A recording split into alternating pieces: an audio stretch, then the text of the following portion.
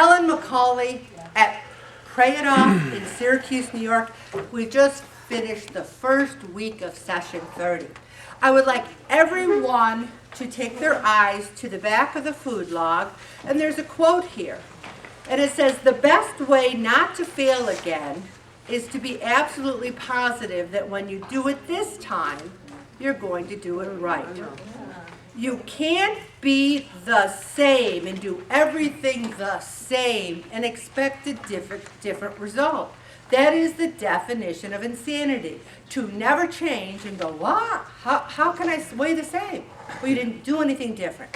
So, I do have some breaking news, though, that I heard. I probably no one else knows about it because there's terrible reception down here. And I heard when I was walking in here that Josh Allen has quit the Buffalo Bills. Oh. He got 4 interceptions and he did a terrible job, and he figures he's just useless, so he quit. Not really. But what I'm saying to you is Josh Allen doesn't quit, but how often do we quit on ourselves? So we gained some weight the first week and we're ready to throw in the towel. Oh, I knew I'd get you on that one. Oh yeah, you got us. I knew I'd get you, especially Julie out there. She's out there passing out. The thing is, if you have a bad week, if you have a bad couple of decades, you don't quit. You try to decide what you need to do to get better. And here's something else. I told you all that I went to the nutritionist on Monday, September 11th. Oh my gosh. Oh my gosh. Oh my gosh. I do this meeting 2 weeks in advance. So Jean already has the materials for this week, for next week that she's going to copy. And Jean, I couldn't do it without her. That copier is terrible. She spent 2.5 hours doing them. I just couldn't do it. I love her. So I'm not going to say a word about what happened because I'm going to plan what's next week's the 21, the September 28th. I'm going to share everything I learned. Oh my gosh, I felt a little bad though. I said I should have gone to a registered dietitian in 2008. But as you know, it's too soon old, too late smart, right? So I didn't, so I did now. So we're going to go forward with that. But it is unbelievable the things I learned and the things I'm going to share with you. But remember, we are going through the article, and this is the notes I take on the only articles I give you. This is from last week, How to Change Your Life. And we started out talking about what's your purpose in life. And we talked about how our purpose is to love God and to love our neighbor. But we're going to pursue that because there's other things that we have to accomplish that will give us the tools and the time and the energy to love God and love others better. So we're going to talk about that tonight. And next week, we're going to talk about overcoming our fears because we have a lot of them. A lot. And fears are anxiety and worry. And somebody tonight said, if I could only learn to deal with my stress, if I could only learn to turn to Jesus, we're going to work on that. But the third week is that darn vision board, and we know none of you are going to do it. So that's why I'm going to talk about that a teeny bit and then talk about the nutritionist. And I'm going to copy all the material she gave me because you guys are going to be, you're going to be really very, very surprised. So tonight we're going to further discuss our purpose in life. And what's interesting is everything in life has a purpose. If I didn't struggle with my weight and weigh 371 in 2007, I wouldn't have met all of you. I wouldn't be at Pray It Off. I wouldn't have met some of the best people of my life. And my life is richer, it's better. I feel energized by this group. And like Ann said, no matter what, you come here, you feel accepted, you feel loved. It has a purpose. My obesity had that purpose. Also, how often do we wake up in the morning and we react to everything going around us? React, instead of planning, etc. And you know what's so funny? You try to be a good person. You try to. And then someone said something to me that to me was shocking. And I went, are you kidding me? What? What? I freaked out about it. And I said to my husband, why couldn't I have said, ooh, that's something to think about. Let me reflect on that and get back to you. But I didn't do that. Knee jerk, freak out, wah! And when did that ever help? So I am saying that that can lead to a lot of stress. So we need to retrain our reactions sometimes to these everyday occurrences that derail us. They derail us. We think, oh, this happened, I gotta have ice cream now. Or this happened, I didn't count on that, give me a Milky Way. So we need to retrain our thinking, okay? And we need to react to each day as an adventure and explore it. Say, wow, like as if we're in a movie. And Bob is Rhett Butler, and I'm Scarlett O'Hara. And he's going, frankly, Ellen, I don't give a hoot, you know? But we need to, we're never going to change unless we really take an honest look at ourselves and stop making excuses. If you're not growing, you're dying. Growth is addictive. I'm telling you, since September 7th, the beginning of session 30, I haven't felt better all summer. I feel in control, I feel happy, I feel like I have a purpose, I feel like I'm doing something.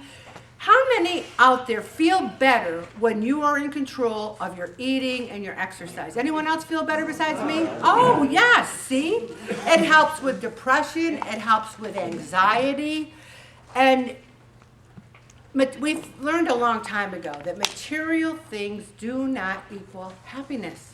They just don't. You know, we're cleaning out my mother's house, and the only things I want are things that have a memory, the things that have a family history. You know, there could be a $1,000 piece of technology sitting here and a, you know, $20 thing over here and that she loved or whatever, and I'd want that. My very first trip I took, my grandmother, I was 10 years old, said, let's take a Greyhound bus and I'm going to take you to a big city and you're going to really like it. And it was Syracuse. And I remember we went to a Woolworths and I bought my mother this little teeny cat figurine. And when I opened up her curio cabinet, I wanted that cat figurine because that had meaning to me. So that's what we need to say is, it doesn't define who we are, it doesn't give us happiness. We need to equate that. And we need to keep away from things that aren't helping us achieve our purpose in life. My purpose in life isn't to get to my goal weight. My purpose in life is to love God and love others and be as healthy as I can so that I can do that. Somebody said to me just the other day, how many years do you think you can do pray it off? I said, as long as they come, I'll keep doing it. As long as I can get up and down those stairs, and then maybe I'll try the elevator, you know? So, you have to know what you want. And you have to deal with these daily traumas. Like one of the hottest days last week, our air conditioner died. And Bob's like, it's not that old. I said, you're right. We got it in '94, Bob. It's not that old. And then he went to get a 2-year car inspected, and there's a huge slash in the tire that the guy didn't believe didn't blow because it was almost to the inside part. A couple $100 later. And then we're trying to get my mom's house ready to sell. Oh, God, don't get me started on that whole saga. But we're trying to get my mom's house ready, and it was all overgrown. So Bob has the electric hedge trimmers. He's like, Ellen! Almost sliced off 2 of his fingers. So into each day, there is a crisis, right? Air conditioner, finger slit, this, that. And you have to just go, go, go. And you have to have the certainty that we will get through just about anything. And you know why I know that? Because we're all sitting here, aren't we? Mm-hmm. We have gotten through the worst days of our lives. We have gotten through anything life threw at us. We've gotten through because we're standing and sitting here today. And so often we have limiting beliefs. I have them. I used to think, and I self-sabotage myself. In 2017, I got down to 182 pounds, and I kept saying, I can't do this, I can't keep this done, I can't do this, I can't keep this done. And I didn't. And the thing is, we need to have with certainty that getting healthy is more important than anything else. We can change our lives. We can do, have, and be exactly what we want. But we have to believe it, and then we can have the actions behind it, okay? So, and I even look at my own mother's life, for example. In 2019, she was on death's doorstep, but then my niece's husband died unexpectedly, and she had two little babies, two little boys. You know, one was literally just born, and the other was 4. So my mother's like, oh, she can live with me. And she can stay here, and we can do this. So she wanted to get Hannah on her feet. So I swear, miraculously, she lived for 4 more years. And then, you know, when Hannah was on her feet, she got a good job. She was getting Social Security. My mother's like, she's okay now. I think she knew it was time that she could go. So it's funny. If we live for God and we live for others, and we do the best we can, that is a purpose in life that no one can take away from us. You know, Ann was sharing with her 50-pound award that the summer was rough. She had medical issues. Her husband had medical issues. And there's other things that she can't share at all. And none of us can share it all. So instead of going to the chips, which she's done before, we all have, or the ice cream, she's like, I want that 50-pound award. That was more important. She didn't turn to the food. So we need to say, I can do this. This time will be different. I am going to get healthy, and I'm going to have a lot of goals to get there. You put your purpose before your goals. My purpose is to help God and help others, and my goals are to go to the gym and eat healthy and etc. And we need to focus on what we have, because it's so easy to focus on what we don't have. I wish I could eat whatever I want and lose weight. Well, we can't. I wish I could eat what they ate and look like them. Well, we can't. So let's not focus on that. Let's just focus on ourselves, you know. Let's focus on having a good meeting, a couple of laughs, and seeing the beauty and goodness all around you. And, you know, that article says, focus on a place where you feel very peaceful. And so many people say, oh, the beach or vacation. Mine is my own backyard.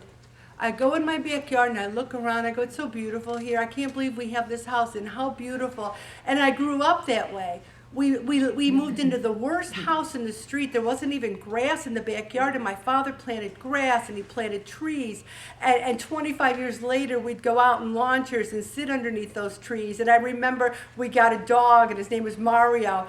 And my father says, we should teach that dog some tricks. We should teach him how to roll over. And here I am in college. I'm 20 years old, and I'm rolling around on the ground trying to teach Mario how to roll over. And he's sitting there going, what is she doing? But it's one of our favorite memories.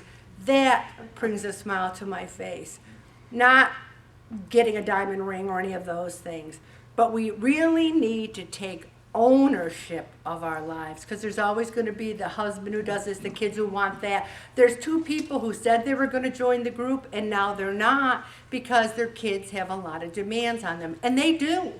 And kids have a lot of demands. But I always say to people, this is 1 hour a week for you. It's not 20 hours a week. It's not 50 hours a week. I mean, yeah, there's some back homework to do, etc. But the meeting is 1 hour a week. Think about what brings you joy. Does overeating bring us joy? Really? Really joy? Also, they talk about have your own vision statement. You might not want to do a vision board, but you might want to write it down. I want this, or I would be happy if this happened. And what are your true needs? You know, our true needs are pretty basic.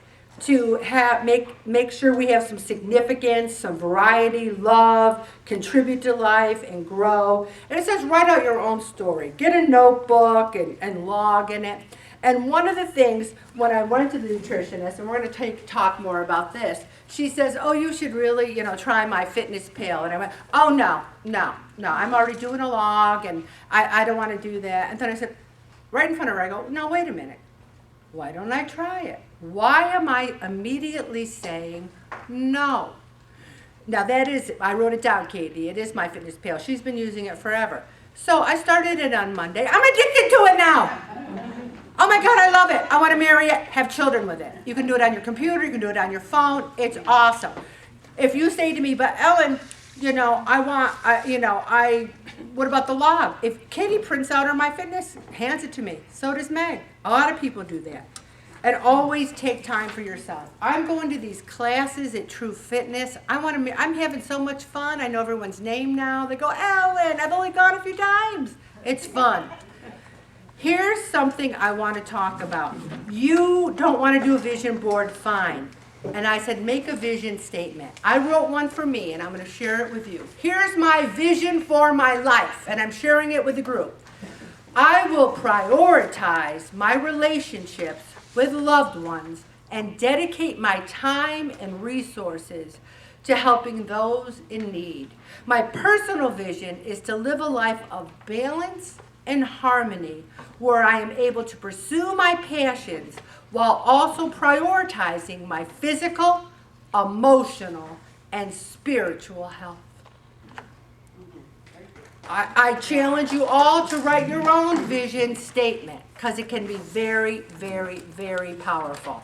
Also, accept who you are right now. I've said it before. Jesus doesn't say to you, come back when you lose 50 pounds and I love you. He loves you right now. And we need to love ourselves. One person who I think is beautiful, kind, loving, said she wrote a letter to herself and she wasn't very kind. I think you should be kind. We've made mistakes. We've gone backward when we should have gone forward. But guess what? We are who we are, and we have so many redeeming qualities, and this time will be different. We will grow together, and we will change together. I'm going to stop right there, Bobby.